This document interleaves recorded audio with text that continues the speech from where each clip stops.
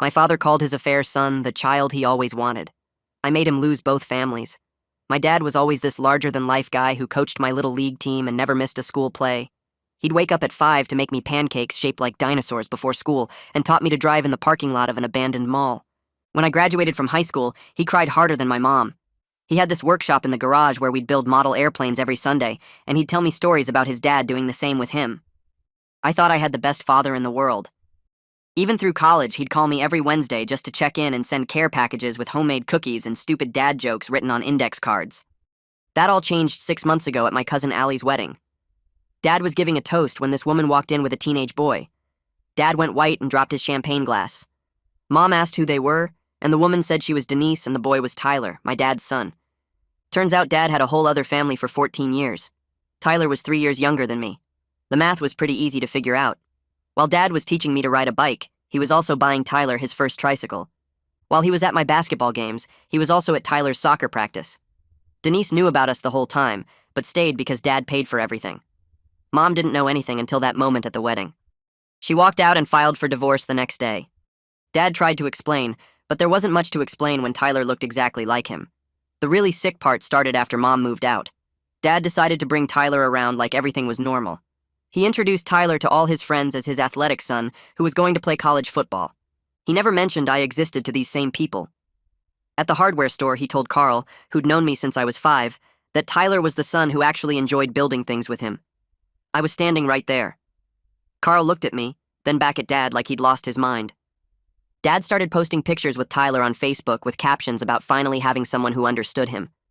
He wrote this long post about how Tyler was teaching him things about being a father that he had never learned before.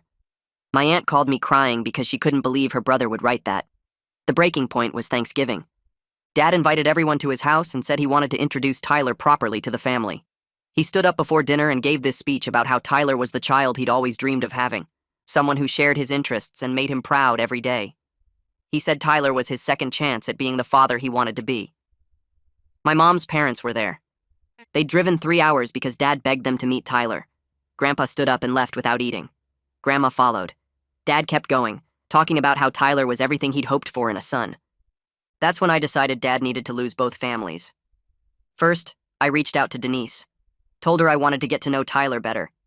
She was thrilled because she thought it meant more money from Dad if we all got along. I found out that Dad had been telling Denise he was getting divorced for 14 years. He'd promised to marry her once I graduated high school, then college, then once I got a job. She'd been waiting for him to leave Mom the whole time. I asked Denise if she knew about Dad's gambling problem. She didn't know what I was talking about. I told her about his secret credit cards, the second mortgage he'd taken out, the retirement fund he'd emptied. All lies, but she didn't know that. I showed her fake bank statements I'd made showing Dad was $300,000 in debt. She panicked and started going through Dad's stuff when he was at work. She found the real bank statements, which showed he had plenty of money, just in an account she didn't have access to. She also found receipts for jewelry he'd bought that she'd never received. Turns out Dad had a third woman named Katie he'd been seeing for 2 years. Denise confronted Dad about Katie. Dad denied it until Denise called Katie right in front of him. Katie thought Dad was single and had been planning to introduce him to her parents at Christmas. Both women dumped him the same day. Tyler refused to see him after learning Dad had been lying to his mom their entire relationship. But that wasn't enough. I spent the next 3 days going through every financial record I could find in Dad's house while he was at work. Mom still had a key from when they were married, and she gave it to me without asking questions. I waited until his car pulled out of the driveway, then let myself in through the back door like I'd done 1,000 times as a kid. The house smelled different now, stale and empty without Mom's candles burning or her music playing in the kitchen. I went straight to Dad's home office and started pulling open desk drawers. His filing system was the same as always, everything labeled and organized because he couldn't stand mess. I found bank statements going back 5 years, credit card bills in folders marked by year, and a locked metal box in the bottom drawer that I pried open with a screwdriver from his own workshop. Inside were more statements, these ones for accounts I'd never seen before. One showed regular transfers of $2,000 every month to an account in Denise's name. Another showed cash withdrawals of $500 weekly, way more than anyone needs for normal spending. I took pictures of everything with my phone, making sure to get clear shots of the account numbers and dates. Then I logged into his computer because Dad never changed his passwords, and I'd watched him type them in since I was 12. His email password had always been some version of Rusty, our golden retriever who died when I was in middle school. I tried Rusty 2009, the year he died, and the inbox opened right up. The first thing I saw made my hands shake. Dating site notifications filled his inbox, dozens of them from 3 different sites: Match, eHarmony, and some other one I'd never heard of called Silver Singles. I clicked on his sent messages folder and started reading. Every single woman he talked to got the same story about being a divorced dad with one son who played college football. He described Tyler's stats, his position on the team, even sent pictures of Tyler in his uniform. I scrolled back through 2 years of messages and never saw my name mentioned once. To every woman he met online, I didn't exist. He'd erased me completely, rewritten his entire life story without me in it. I found conversations with at least 30 different women, some lasting a few messages, others going on for months. He told them all he was looking for a serious relationship, that he was done playing games, that he wanted to find his forever person. The lies came so easily to him, like he'd practiced them until they felt true. I kept digging and found flight confirmations in his email. Vegas in March, Miami in July, Chicago in September, and again in November. I cross-referenced the dates with his work calendar that synced to his email, and none of them matched up with actual business trips his company held. I called his office pretending to be him and asked the receptionist to confirm which conferences he'd attended this year. She listed 3 cities, none of them matching his flight records. The hotel reservations were all for 2 people, king beds, late checkouts.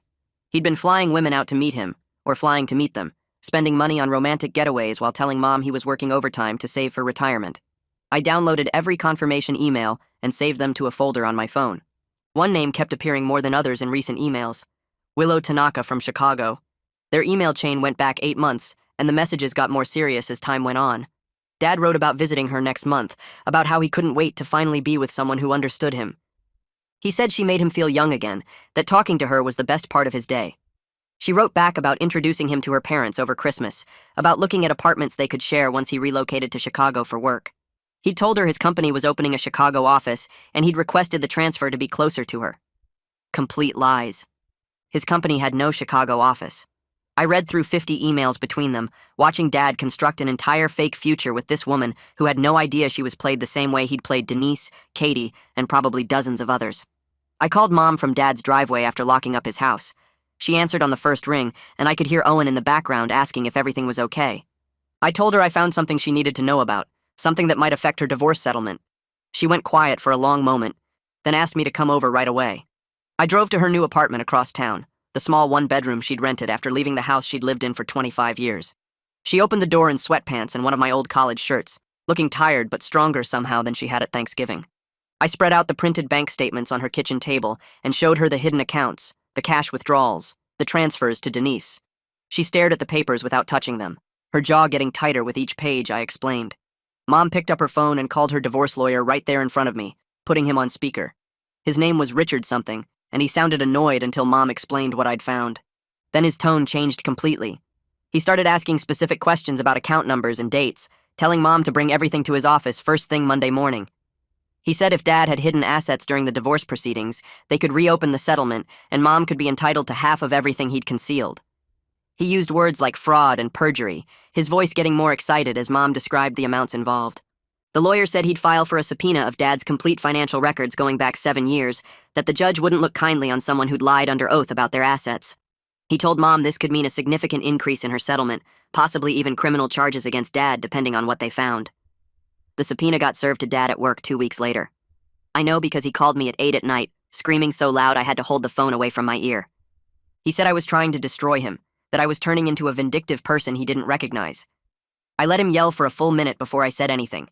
Then I told him very calmly that he destroyed himself when he spent 14 years lying to everyone who loved him. I said he destroyed himself when he stood up at Thanksgiving and called Tyler the child he always wanted while I sat there watching. I told him he was a lying piece of garbage who deserved everything coming to him, and then I hung up. He called back 6 times, but I didn't answer. He left voicemails crying and begging me to call off the lawyers, saying he'd lose everything. I deleted them all without listening to the end. While Dad dealt with lawyers and subpoenas, I opened Facebook and searched for Willow Tanaka. Her profile was public, full of pictures from Chicago, photos of her at restaurants and museums, shots of Lake Michigan from her apartment window.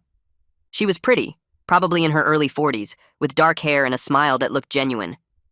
I sent her a message introducing myself as Dad's son and saying I'd like to talk if she had time. I kept it simple, didn't mention anything about his lies yet. She responded within an hour, her message friendly but confused. She said Dad had mentioned he had a son, but that they weren't close because of the divorce, that I lived far away and they didn't talk much. I told her I actually lived in the same town as Dad, and we could meet whenever she was free. She said she was flying in next week to surprise Dad for his birthday, and maybe we could grab coffee before she saw him. I agreed, and gave her my number. The following week, I met Willow at a coffee shop downtown, arriving early with 2 photo albums I'd taken from Mom's apartment. They were the big old-fashioned kind with plastic sleeves, filled with pictures from my entire childhood. Me as a baby in Dad's arms. Me and Dad building my first model airplane. Dad coaching my little league team. Dad and me at my high school graduation. Every major moment of my life documented with Dad right there beside me. Willow walked in wearing a blue dress and carrying a gift bag, probably Dad's birthday present. I stood up and waved, and she smiled and came over. We ordered coffee and sat down at a corner table. I opened the first album and turned it so she could see. Her smile faded as she looked at the first page, then the second, then started flipping faster through the years. The color drained from her face. She looked up at me, then back at the photos, then at me again. I watched her hands start shaking as she realized every single picture showed Dad with a son he'd told her didn't exist in his life anymore. She went through both albums without saying a word, and when she finished, she just sat there staring at a picture of Dad and me at my college graduation, his arm around my shoulders, both of us grinning at the camera. I watched her fingers shake as she closed the second album and pushed it across the table toward me. She picked up her coffee cup but didn't drink, just held it with both hands like she needed something to grip. Her eyes were red and wet when she finally looked up at me again. She set down the cup and pulled out her phone, scrolling through something before turning the screen toward me. It was a text from Dad sent 3 days ago about how excited he was to see her next week and how he couldn't wait to start their life together. She scrolled up to show me months of messages where he talked about being ready for a real relationship after his failed marriage, about finally finding someone who understood him, about building a future with her in this town where his only son Tyler lived far away and they barely spoke anymore. I pulled out my own phone and opened the folder I'd created with screenshots of Dad's emails. I found the thread with someone named Katie and turned my phone so she could see the dates. The messages went back 2 years, with the most recent one from 8 weeks ago, right around the time Dad was telling her he loved her and wanted to marry her. She read through them without saying anything, her face getting paler with each swipe. The emails showed Dad planning trips with Katie to the same cities he'd told her were work conferences, using almost the exact same romantic language he'd used in his text to her. She handed my phone back and reached into her purse for a tissue, wiping her eyes carefully so her makeup wouldn't smear. She asked me if there were others besides Katie, and I told her probably, based on the dating site activity I'd found in his email. She laughed, but it came out bitter and broken, nothing like the happy sound from when she'd first walked into the coffee shop. She twisted the engagement ring on her finger, a simple silver band with a small diamond that caught the light from the window. She pulled it off slowly, like it hurt to remove, and set it in the middle of the table between our coffee cups. She told me she'd mail it back to him with a letter explaining exactly why she was done, how she'd learned the truth from his son, who actually existed and lived in the same town. She stood up and grabbed her purse and the gift bag she'd brought for his birthday. She thanked me for telling her before she moved her whole life here for a man who'd been lying since the day they met. I watched her walk out of the coffee shop and get into her rental car, and I felt the first real satisfaction I'd had since that Thanksgiving dinner. Dad called me at 11 that night, so drunk I could barely understand him through the slurring and yelling. He was screaming about how I was destroying his happiness, asking what gave me the right to ruin his relationship with someone who actually cared about him. I let him rant for a full minute before I said anything at all. Then I told him very calmly that he destroyed his own happiness when he spent 14 years lying to everyone who loved him. I said he destroyed himself when he stood up at Thanksgiving and called Tyler the child he always wanted while I sat right there watching with my grandparents. I told him he was a lying piece of garbage who deserved everything coming to him, and I hung up while he was still trying to talk. He called back 6 times in a row, but I let every single one go to voicemail. I listened to the first message where he was crying and begging me to call off whatever I'd told her, saying she was the one good thing he had left and I was taking it away just to hurt him. I deleted all 6 messages without listening to the rest, because I didn't care what excuses he wanted to make. The next morning, I called Mom and told her about the bank account I'd found in Dad's email records, the one with almost $200,000 that he never mentioned during the divorce. She was quiet for a long time before she asked if I was sure about the amount. I sent her screenshots of the statements showing deposits going back years, money he'd been hiding while claiming he couldn't afford a fair settlement. She said she'd forward everything to her lawyer right away. 3 days later, her lawyer called her with news that made her actually laugh for the first time since the wedding. He said Dad's financial records showed clear evidence of hidden assets and fraud during the divorce proceedings. Mom was entitled to half of that money plus penalties for his dishonesty, which meant her settlement would increase by over $100,000. He told her this could also mean criminal charges against Dad, depending on what else they found when they dug deeper. Mom asked me to thank whoever had found those records, and I told her I'd pass along the message. I spent that evening creating a detailed document with every fake work trip I'd found in Dad's email, complete with flight confirmations and hotel reservations that didn't match any actual business events his company had held. I included receipts he'd submitted for reimbursement, claiming client dinners in cities where his company had no clients. I wrote it all up in a professional format, like I was doing the company a favor by reporting potential fraud. I created a new email address with a generic name and sent the whole package to his company's HR department with a subject line about expense report concerns. I got an automated reply thanking me for the information and saying they'd investigate. 2 weeks later, I was at the grocery store when I ran into someone from Dad's office who I'd met at a company picnic years ago. She recognized me and came over to ask how I was doing, then lowered her voice and said she was sorry to hear about my dad's suspension. I acted surprised and asked what happened. She told me the company was investigating him for expense fraud after someone sent in documentation of personal trips he'd billed as business travel. She said it looked pretty bad because they'd found over $50,000 in questionable charges going back 3 years. I thanked her for telling me and finished my shopping while trying not to smile. That night, I opened Instagram and searched for Tyler's account.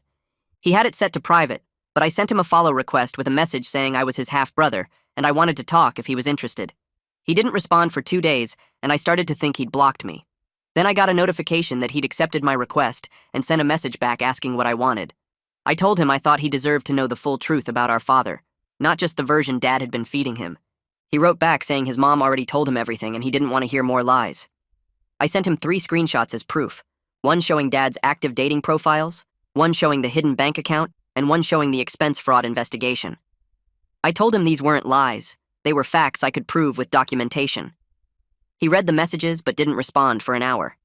Then he sent back a single word asking where we could meet. I met Tyler at a diner near his school 2 days later. He showed up wearing his football jacket and sat across from me without saying anything for a minute. He looked tired, like he hadn't been sleeping much. I ordered coffee and he got a soda, and we just sat there until the waitress left. Then he pulled out his phone and showed me the call log. Dad's name appeared 37 times over the past week.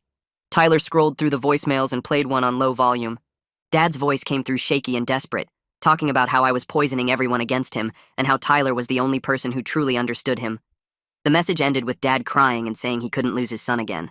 Tyler played another one where Dad blamed me for ruining his life and turning his own family into enemies. Then another where Dad promised to make everything right if Tyler would just give him one more chance. I asked Tyler what he wanted to do about it. He put his phone away and said he didn't know anymore.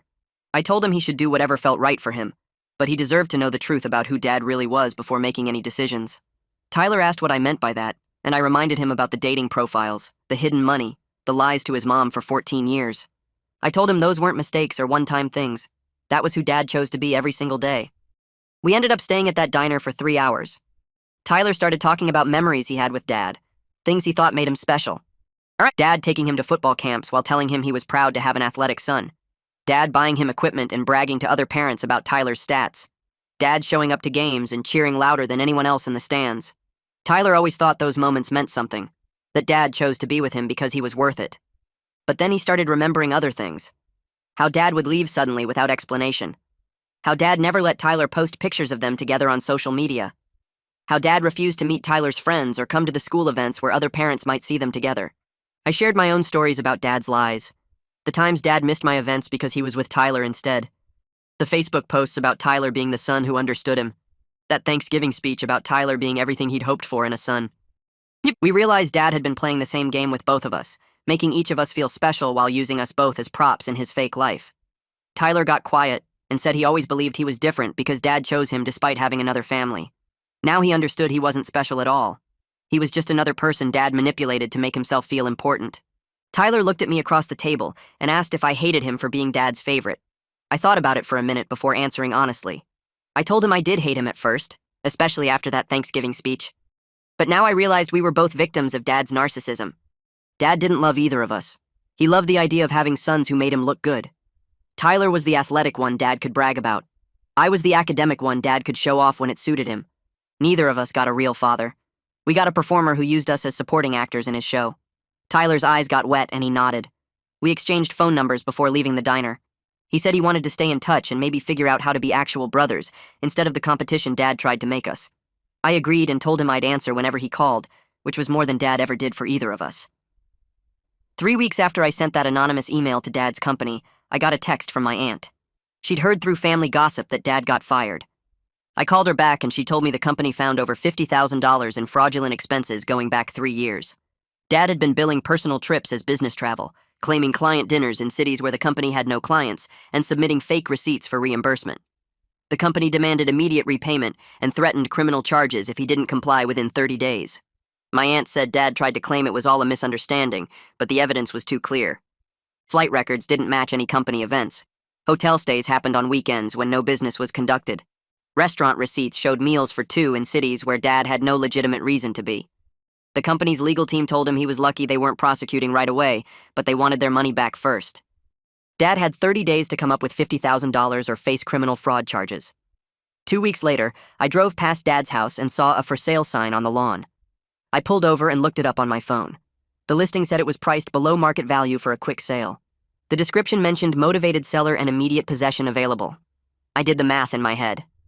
Mom's divorce settlement adjustment would take a big chunk of Dad's savings. The $50,000 in expense fraud repayment would take another huge piece. His legal fees for fighting Mom's claims were probably adding up fast.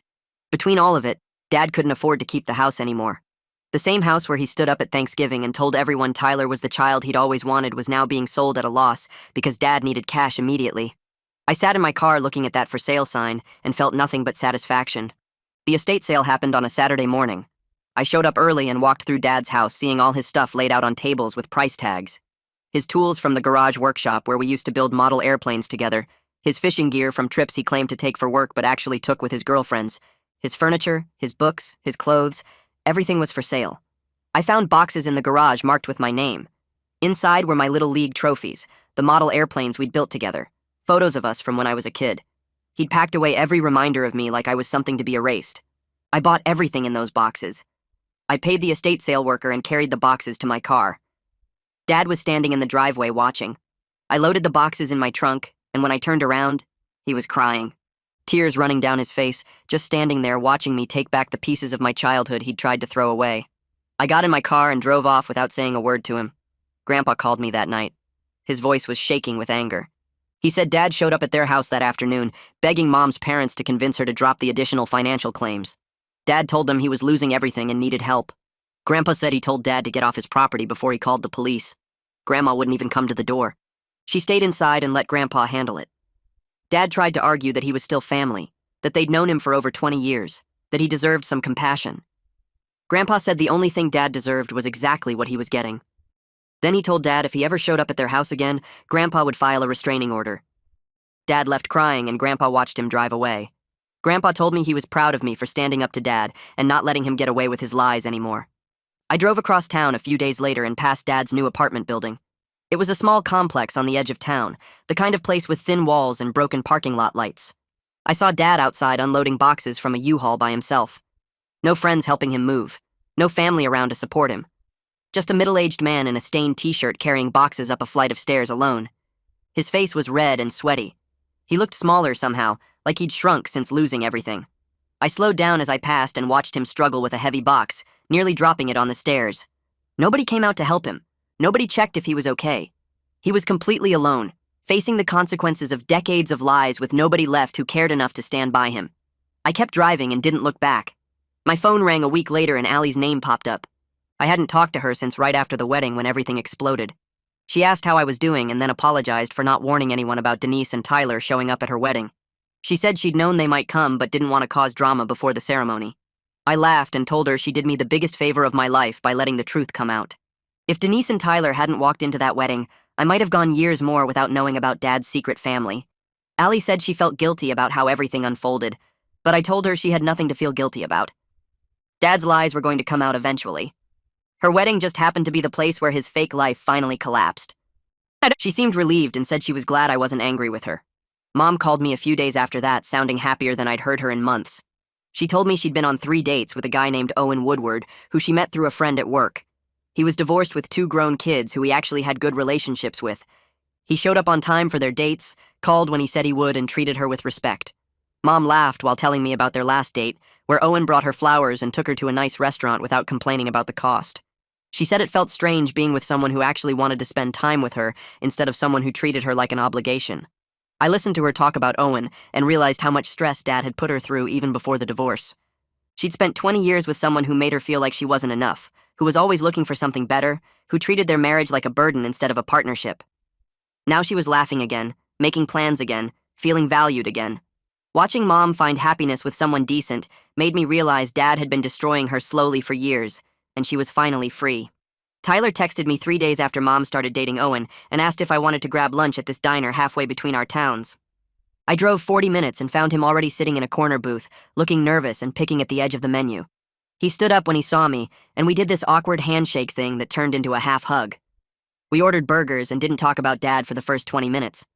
Tyler told me about his football team and how his coach wanted him to try out for quarterback. I told him about my job search and how I was thinking about moving to a different city.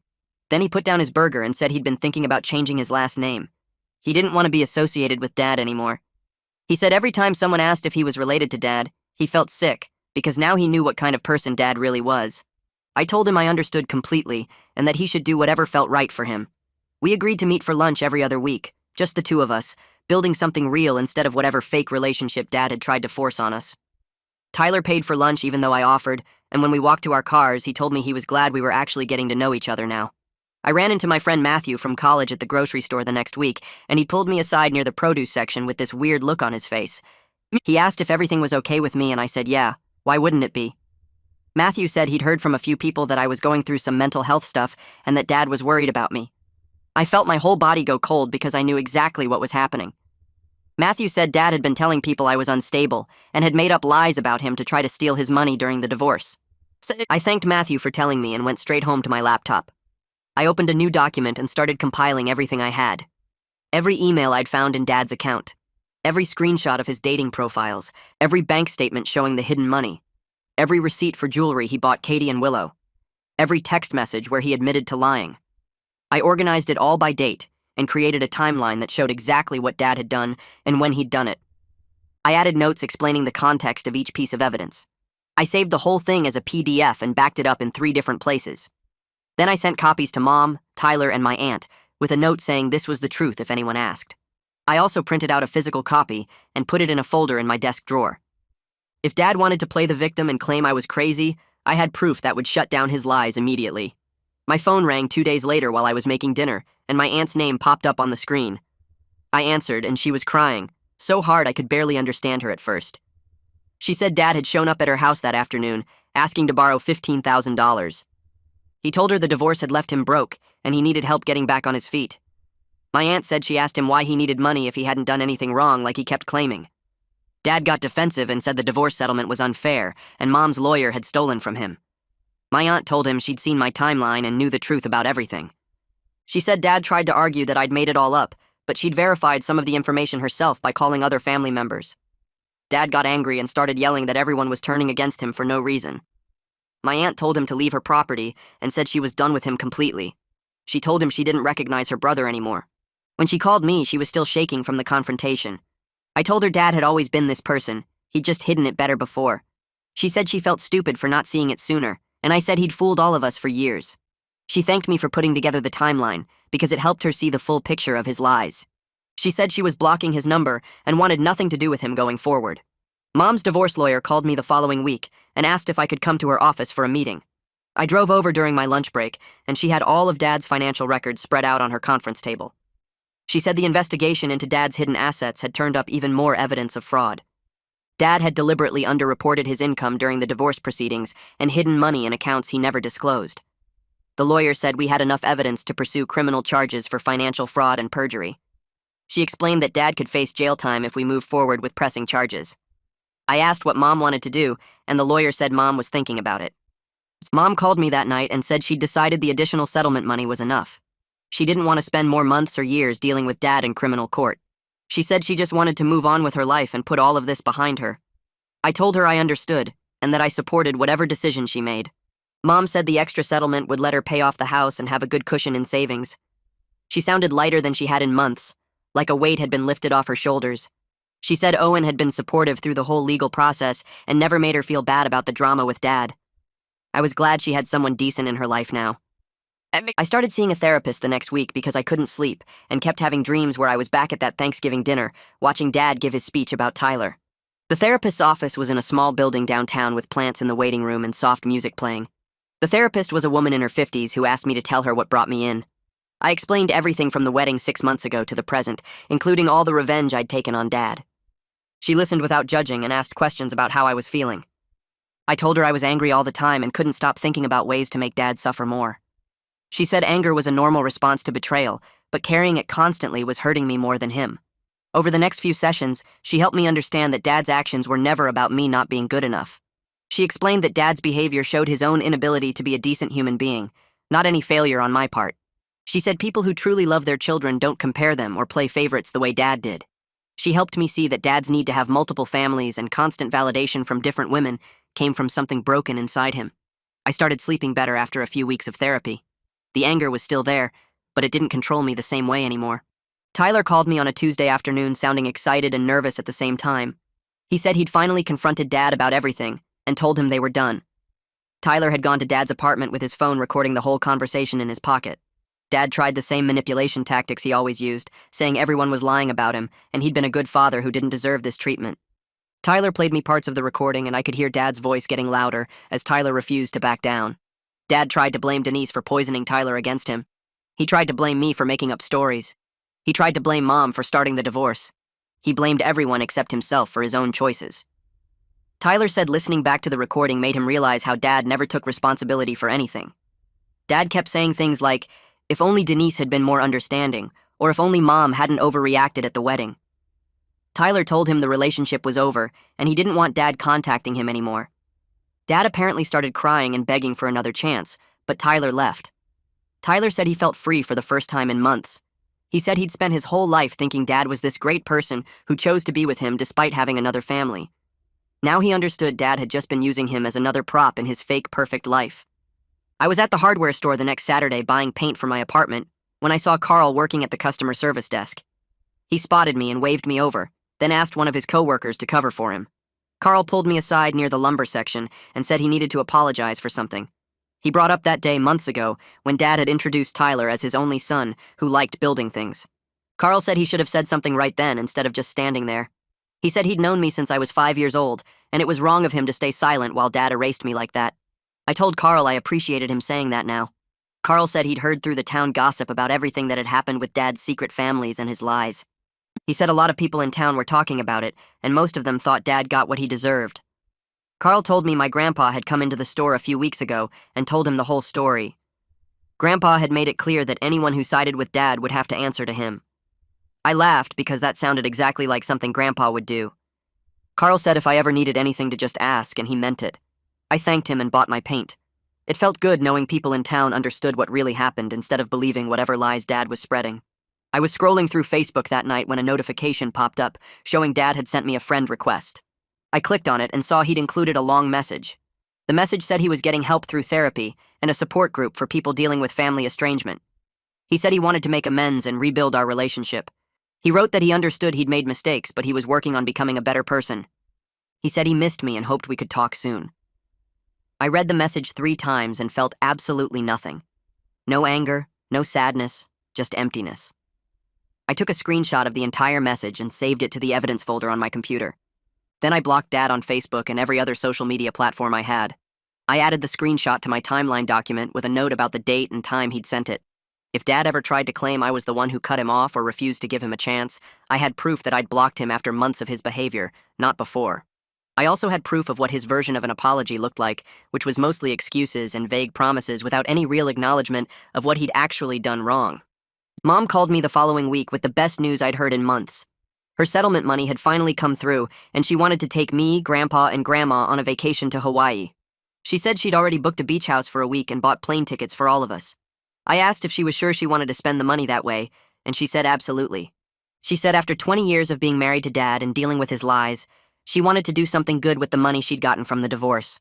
We flew out 2 weeks later and spent 7 days on the beach doing nothing but relaxing. Grandpa went fishing every morning and came back with stories about the other fishermen he'd met. Grandma collected shells and made a whole display on the kitchen counter of the beach house. Mom and I went snorkeling one afternoon and saw sea turtles swimming near the reef. We ate dinner together every night at different restaurants and never once talked about Dad. It was like he didn't exist for that entire week. Mom laughed more than I'd seen her laugh in years. She and Owen talked on the phone every night, and she'd come back from those calls smiling. Grandpa told me on the last day that this was what family was supposed to feel like. People who actually cared about each other spending time together because they wanted to, not because they felt obligated. I realized he was right. This trip with Mom and my grandparents felt more like family than any holiday dinner Dad had ever hosted. I got back from Hawaii to find an email waiting in my inbox from a company in another state offering me a job with a 40% pay increase from what I was currently making. They wanted me to start in 6 weeks. I stared at the offer letter for a long time, thinking about what it would mean to leave this town. Every street here had memories of Dad. The park where he coached my little league team. The high school where he came to my games. The hardware store where he pretended I didn't exist. The restaurant where we used to get pancakes on Sunday mornings. I'd spent my whole life in this place, and so much of it was connected to him. I called Mom and told her about the offer. She said I should absolutely take it. She said I deserved to start fresh somewhere new, somewhere without all these memories weighing me down. She said she'd miss me, but she wanted me to have my own life away from all this drama. I accepted the job that night and gave my notice at my current company the next morning. I started looking at apartments online in my new city and felt excited for the first time in months. I was finally going to leave this town and all of Dad's lies behind. Tyler and I met for coffee the week before my move and spread out college brochures across the table between us.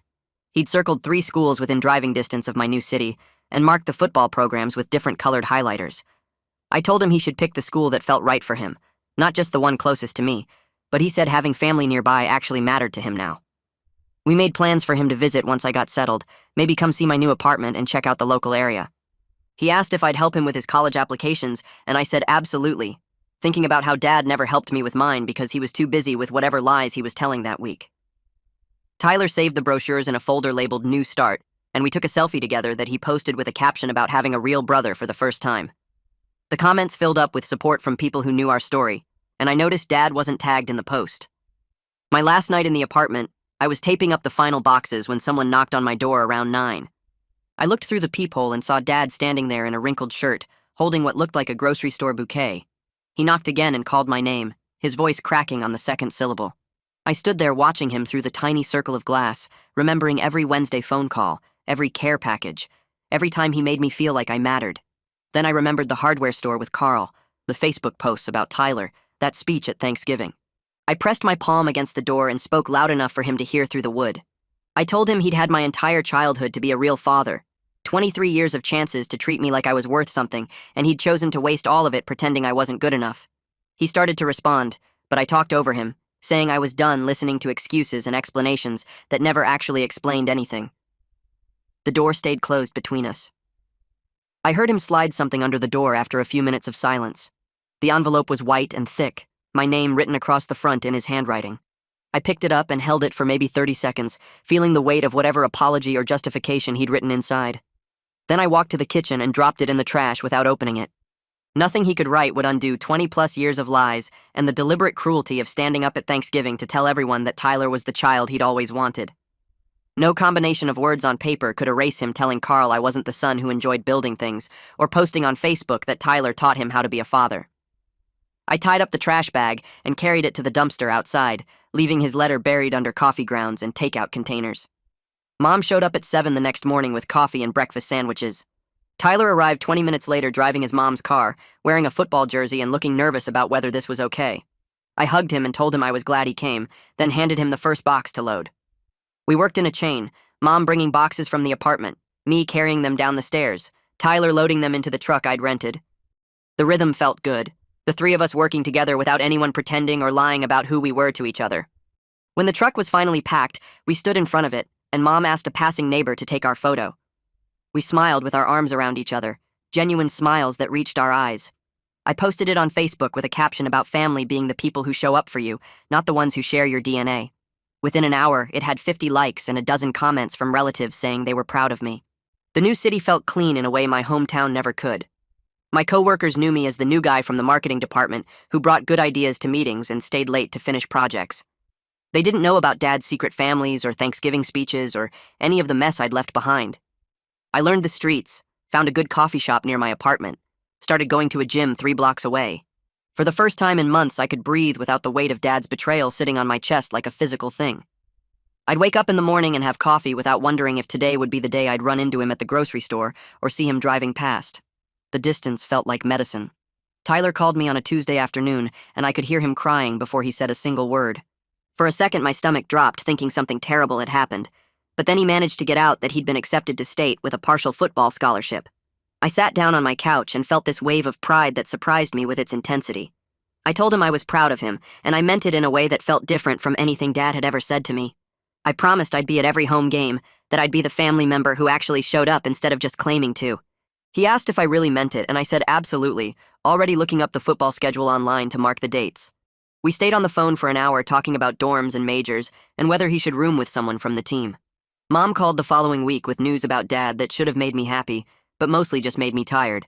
He'd been fired from another job after only 6 weeks because his former company's HR department had provided references detailing his expense fraud.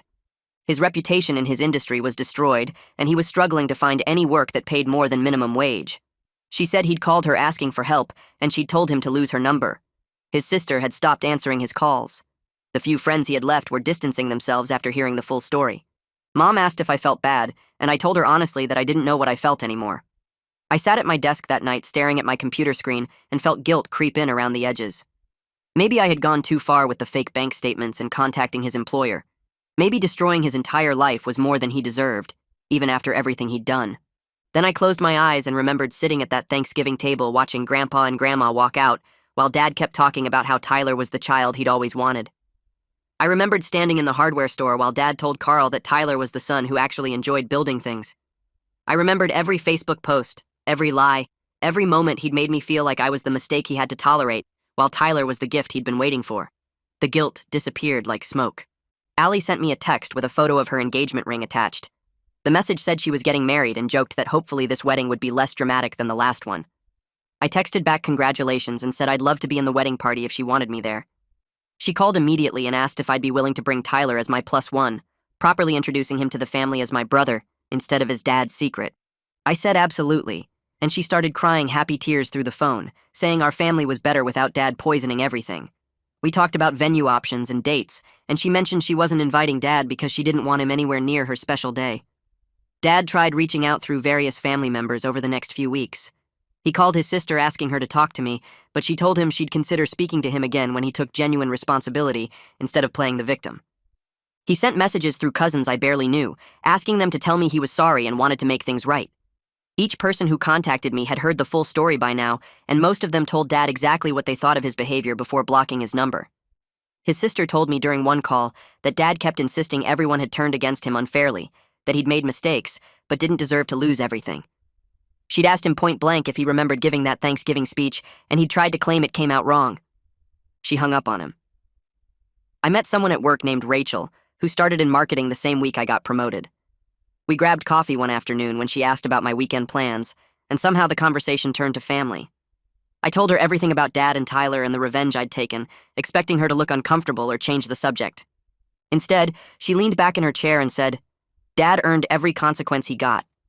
She didn't judge me for the fake bank statements or for contacting his employer or for systematically destroying his relationships. She just listened and then told me about her own father who'd cheated on her mom for years and how sometimes people need to face real consequences before they understand the damage they cause. We started dating a few weeks later, and having someone who understood made the whole thing feel less heavy on my chest. Tyler called me on a Friday afternoon, asking if I was free that weekend because he wanted to visit. I picked him up from the bus station Saturday morning, and we drove straight to the baseball stadium downtown. Dad used to promise we'd go to games together as brothers once Tyler was old enough, but that never happened because keeping his two families separate was more important than actually being a father to either of us. We bought matching team jerseys at the stadium shop and took a bunch of selfies in our seats before the first pitch. Tyler posted one to Instagram with a caption about finally getting to do the brother stuff we should have been doing for years. We ate hot dogs and argued about which players were overrated and booed the umpire's bad calls together. During the 7th inning stretch, Tyler turned to me and said this was the best day he'd had in months. I told him we should make it a regular thing, and he grinned and said he'd hold me to that. Mom called the following Tuesday with news that made me genuinely happy for the first time in months. She was getting serious with Owen and wanted me to meet him properly over dinner that weekend. I drove to her new apartment Saturday evening, and Owen opened the door with a firm handshake and direct eye contact. He asked about my job and actually listened when I explained what I did, following up with questions that showed he was paying attention. During dinner, he asked about my interests and my plans for the future, treating me like a person worth knowing instead of an obligation to tolerate. He told stories about his own kids and how proud he was of them, but he made space for me in the conversation too.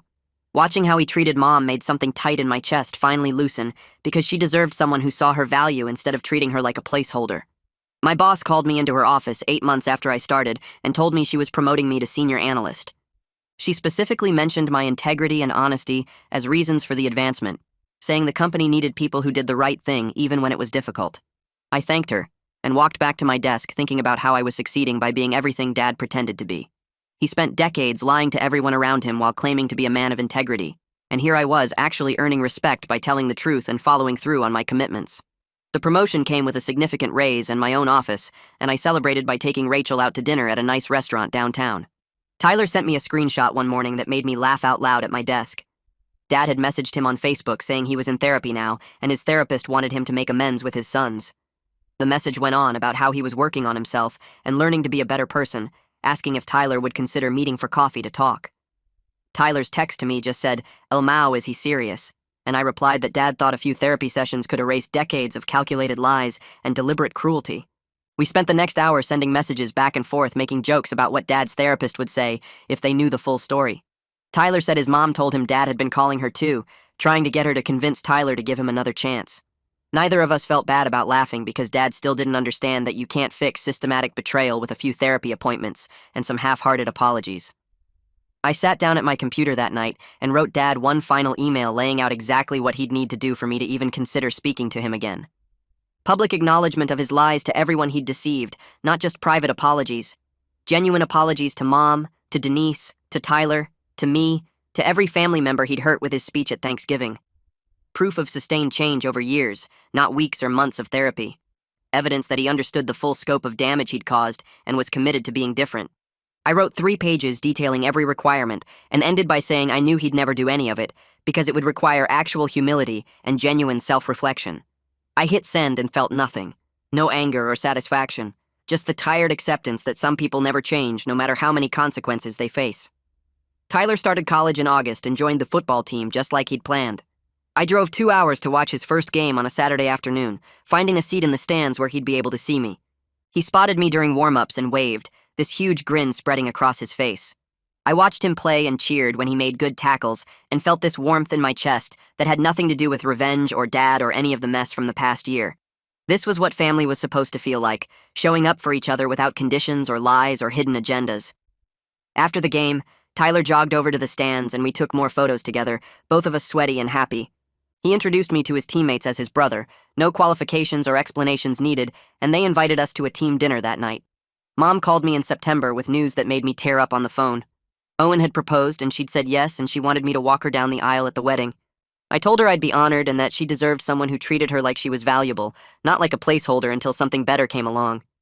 She started crying and said she wished she'd left Dad years ago instead of wasting so much time on someone who never appreciated what he had.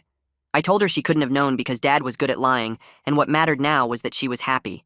We spent an hour talking about wedding plans and venues and guest lists, and she mentioned she wasn't inviting anyone from Dad's side of the family, except his sister, who'd completely cut him off. I heard through family gossip that Dad was living in a studio apartment across town and working retail at a department store because he couldn't get hired in his old field. His reputation was destroyed, and no company would touch him after the expense fraud came out. Part of me felt satisfied knowing he was experiencing real consequences for once in his life, instead of charming his way out of trouble. Part of me just felt tired of carrying around anger that didn't change anything. He'd built his entire life on lies and manipulation, and now he was facing the reality that actions have consequences. I didn't feel guilty anymore about my role in exposing the truth, because I'd just removed the scaffolding holding up his fake image. My therapist helped me work through the complicated feelings during our session that week. She explained that I could acknowledge Dad's consequences without taking responsibility for his choices. He'd built his entire life on lies, maintaining multiple families, and deceiving everyone who trusted him. I didn't make him do any of that. I just stopped pretending everything was fine and let the truth come out. She said carrying guilt for someone else's bad choices was a burden I didn't need to carry, and that Dad had countless opportunities over 14 years to be honest and chose deception every single time. We talked about how I was building a real life now with people who valued honesty, and how that was the best revenge possible because I was becoming everything Dad pretended to be, but never actually was. Tyler and I started video calling every Wednesday night, which felt right because Dad used to call me Wednesdays during college. We talked about Tyler's classes and my job and the stupid things our coworkers did, and we made a rule that Dad was off limits unless one of us really needed to bring him up. Tyler told me about his football practices and how his coach was teaching him new defensive strategies, and I told him about the project I was leading at work and how my boss actually listened to my ideas. We laughed at the same jokes and discovered we both hated mushrooms and loved old action movies, and it was weird realizing we probably would have been best friends if Dad hadn't spent 14 years keeping us apart. During one call, Tyler mentioned he was thinking about getting a dog once he moved into an apartment that allowed pets, and I sent him links to local shelters near his college. We were building something real based on who we actually were, instead of who Dad tried to make us believe we should be. Allie's wedding happened in June, and it was perfect. The ceremony took place in a garden with white flowers everywhere, and the sun shining through the trees, and there was no drama, no surprise guests, no champagne glasses hitting the floor. Tyler and I stood together during the family photos, both wearing dark suits and matching ties that Allie had picked out. We smiled at the camera and put our arms around each other's shoulders, and afterwards 3 different relatives came up to tell us how much we looked alike. Tyler and I looked at each other and started laughing because it was so obvious once you saw us together, the same nose and jawline and eye color, and Dad had spent years keeping us in separate boxes when we could have been brothers all along. Allie hugged us both and said she was glad something good came out of that disaster at her first wedding, and Tyler said he was too. I got a message from Willow through Facebook in July. She said she wanted to thank me for telling her the truth before she moved her entire life across the country for Dad. She'd been packing her apartment in Chicago and getting ready to quit her job when I showed her those photo albums and proved Dad had been lying about everything. The message said she was engaged now to someone named Matthew, who she'd known for years. Someone honest who didn't have secret families or fake life stories. She said Matthew treated her like she mattered and showed up when he said he would, and she was grateful I saved her from making a terrible mistake. I wrote back telling her I was happy for her and sorry Dad wasted her time, and she responded that it wasn't a waste because it taught her what real honesty looked like. I saved that message because it reminded me that exposing Dad's lies had helped people I didn't even know that well. Mom married Owen in September at a small venue downtown with flowers on every table and candles everywhere. She wore a simple white dress and looked happier than I'd seen her in years, maybe ever. During her vows, she talked about finding real love after spending decades with someone who only loved himself, someone who treated her like a placeholder instead of a partner. Her voice cracked when she said Owen showed her what it meant to be valued and respected and actually seen. Grandpa and Grandma sat in the front row crying happy tears, and I realized our family was actually stronger now without Dad in it. We'd lost the person who held us together through lies and gained the freedom to build something honest. At the reception, Owen pulled me aside and thanked me for being there for Mom during the divorce, and I told him I was glad she found someone who deserved her. He shook my hand and said he'd do everything he could to make her happy, and I believed him because his actions matched his words. Tyler called me in December right after he checked his grades online. He'd made the dean's list his first semester, pulling a 3.7 while playing football and adjusting to college life. He was so excited he could barely get the words out, talking fast about how he'd studied every night after practice and how his professors said he had real potential. I told him I was proud of him and I was glad he was my brother, and he went quiet for a second before saying that having me in his life made leaving Dad behind possible. He said knowing he had real family who cared about him for who he was made it easier to cut off someone who only cared about the image Tyler represented. We talked for an hour about his plans for next semester and whether he should declare a major yet, and I felt this warmth in my chest that had nothing to do with revenge or Dad or any of the mess from before. I realized sometime in January that I hadn't thought about Dad or revenge in weeks. I'd been too busy with my actual life, meeting friends for dinner and working on projects at my job and planning my visit to Tyler's next football game. The anger that had consumed me for months after that Thanksgiving speech had transformed into something better, something lighter. I was genuinely happy, surrounded by people who valued honesty and showed up when they said they would. Dad's consequences were his own doing, the natural result of building an entire life on lies and manipulation.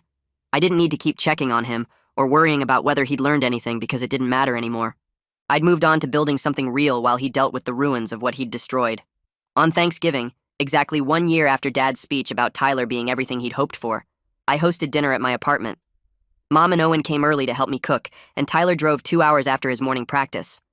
Grandpa and Grandma arrived with 3 pies and stories about their neighbors, and we all crowded around my small dining table with our knees bumping and plates overlapping. Before we ate, we went around the table saying what we were grateful for, and when it got to Tyler, he said he was thankful I exposed the truth, because it freed him from Dad's lies.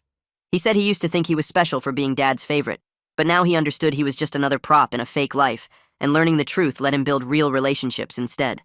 Mom squeezed my hand under the table, and Grandma wiped her eyes, and I said I was grateful for everyone here who chose to be in my life, instead of treating me like an obligation. I'm genuinely happy now, in a way I never was when Dad was around. I'm surrounded by people who chose to be in my life, People who show up and tell the truth and care about me for who I actually am instead of who they want me to be. Tyler and I talk every week and plan visits and send each other stupid memes that make us laugh. Mom calls to tell me about her life with Owen and asks about my job and actually listens to my answers. Grandpa and Grandma drive up once a month for lunch and tell me stories about Mom when she was young. These are real relationships built on honesty, instead of the fake connection I had with Dad that was based on him pretending I was good enough until something better came along. Dad lost both his families because he never valued any of us enough to be honest, and I gained a real family by refusing to accept his lies anymore. He's alone in his studio apartment working retail because he destroyed every real connection he ever had, and I'm here with people who actually care. Life worked out exactly the way it should have.